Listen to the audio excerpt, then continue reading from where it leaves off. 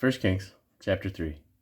And Solomon made affinity with Pharaoh, king of Egypt, and took Pharaoh's daughter, and brought her into the city of David, until he had made an end of building his own house, and the house of the Lord, and the wall of Jerusalem round about. Only the people sacrificed in high places, because there was no house built unto the name of the Lord until those days.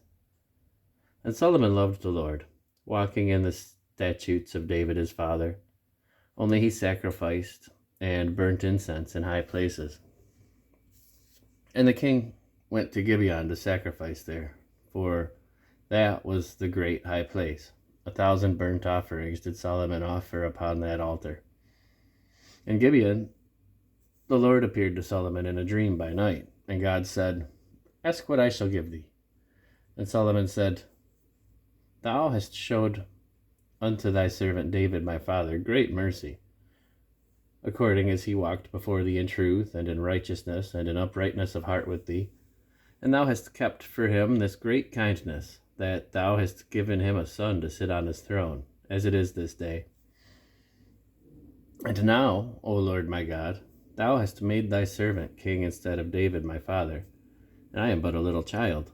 I know not how to go out or to come in, and thy servant is in the midst of thy people, which thou hast chosen, a great people, that cannot be numbered nor counted for multitude. Give therefore thy servant an understanding heart to judge thy people, that I may discern between good and bad. For who is able to judge this thy so great a people?" And the speech pleased the Lord, that Solomon had asked this thing. And God said unto him, "Because thou hast asked this thing, and hast not asked for thyself long life, neither hast asked riches for thyself, nor hast asked the life of thine enemies, but hast asked for thyself understanding to discern judgment, behold, I have done according to thy word. Lo, I have given thee a wise and understanding heart, so that there was none like thee before thee, neither after thee shall any arise like unto thee. And I have also given thee that which thou hast not asked, both riches and honor, so that there shall not be any among the kings like unto thee all thy days. And if thou wilt walk in my ways, to keep my statutes and my commandments, as thy father David did walk, then I will lengthen thy days." And Solomon awoke, and behold, it was a dream. And he came to Jerusalem, and stood before the ark of the covenant of the Lord, and offered up burnt offerings, and offered up peace offerings, and made a feast to all his servants. Then came there 2 women that were harlots unto the king, and stood before him.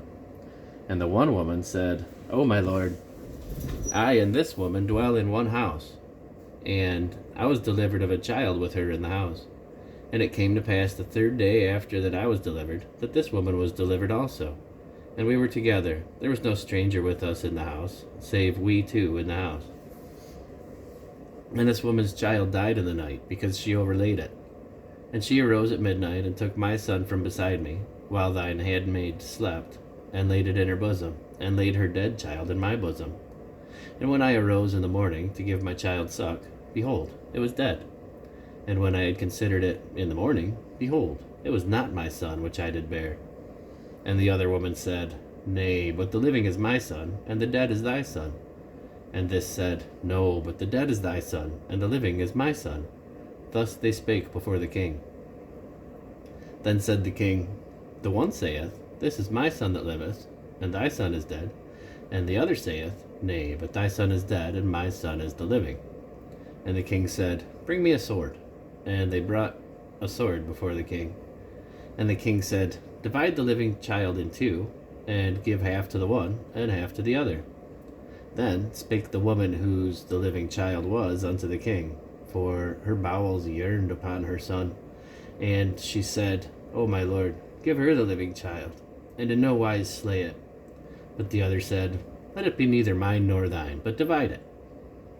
Then the king answered and said, Give her the living child, and in no wise slay it. She is the mother thereof.